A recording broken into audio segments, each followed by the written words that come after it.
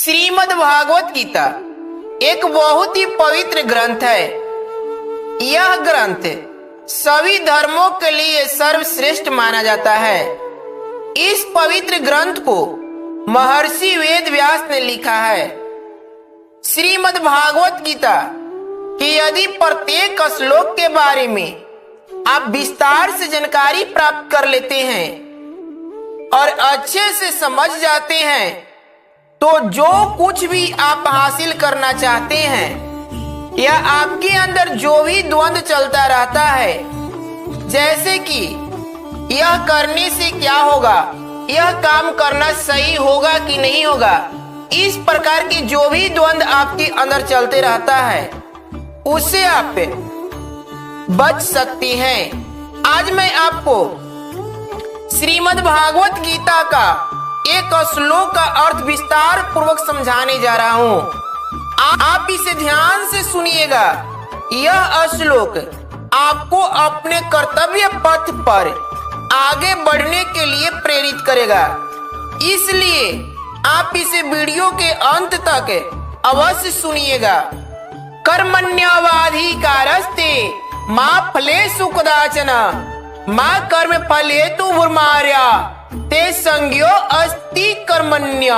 श्री कृष्ण भगवान अर्जुन से कहते हैं, हे अर्जुन, कर्म का पालन करने में ही तेरा अधिकार है, इससे तू स्वतंत्र है। कारण कि मनुष्य कर्म योनि है, मनुष्य के सिवाय दूसरी कोई भी योनि नया कर्म करने के लिए नहीं है। पशु पक्षी आदि जमंग और वृक्ष आदि स्थावर प्राणी नया कर्म नहीं कर सकते हैं।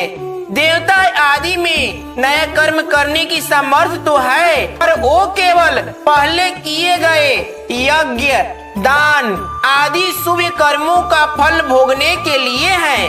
वे भगवान के विधान के अनुसार मनुष्यों के लिए कर्म करने की सामग्री दे सकते हैं, पर केवल सुख भोगों में ही लिप्त रहने के कारण स्वयं नया कर्म नहीं कर सकते हैं।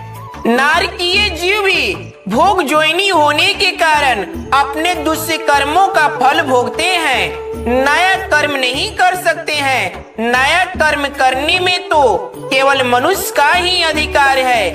भगवान ने सेवा रूप में नया कर्म करके केवल अपना उद्धार करने के लिए ही यह अंतिम मनुष्य जन्म दिया है। अगर यह कर्मों को अपने लिए करेगा तो बंधन में पड़ जाएगा, और अगर कर्मों को न करके आलस्य प्रमाद में पड़ा रहेगा तो बार बार जन्मता मरता रहेगा।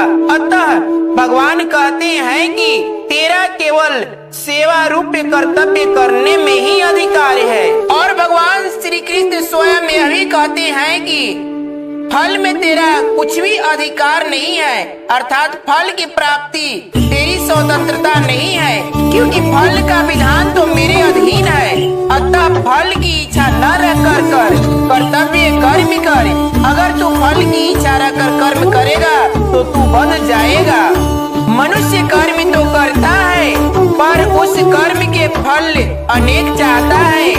जैसे मैं अमुक कर्म कर रहा हूँ तो इससे मेरे को पुण्य हो जाए, संसार में मेरी कीर्ति हो जाए, लोग मेरे को अच्छा समझे, मेरा आदर सत्कार करे, मेरे को इतना धन प्राप्त हो जाए आदि तरह तरह की कर्म फल की बारे में सोचने लगते हैं। इसलिए भगवान श्री कृष्ण यह भी कहते हैं, तू कर्म फल का हेतु भी मत बन।